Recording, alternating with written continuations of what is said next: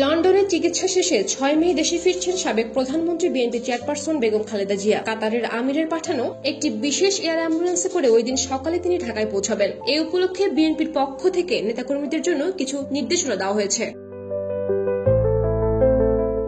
দলের সিনিয়র যুগ্ম মহাসচিব রুহুল কবির রিজভীর দেওয়া এক সংবাদ বিজ্ঞপ্তিতে বিভিন্ন অঙ্গ সহযোগী সংগঠনকে অভ্যর্থনার জন্য নির্দিষ্ট জায়গায় অবস্থান করতে বলা হয়েছে।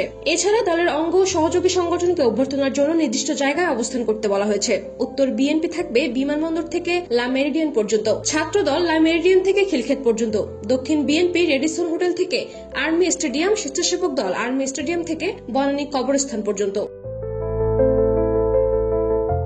কৃষক দল বনানী কবরস্থান থেকে কাকলি মোড়, শ্রমিক দল কাকলি মোড় থেকে বনানী শেরাটন হোটেল, ওলামা দল, তাঁতি দল, জাসাস ও মৎস্যজীবী দল শেরাটন হোটেল থেকে বনানী কাঁচা বাজারে অবস্থান করবে। মুক্তিযোদ্ধা দল ও সব পেশাজীবী সংগঠন বনানী কাঁচা বাজার থেকে গুলশান 2, মহিলা দল গুলশান 2 গোলচত্বর থেকে গুলশান এভিনিউ রোড, জাতীয় কমিটির নেতৃবৃন্দ গুলশান 2 গোলচত্বর থেকে গুলশান এভিনিউস রোড এবং বিভিন্ন জেলা থেকে আগত নেতাকর্মীরা যার যার সুবিধামতো অবস্থান করবে।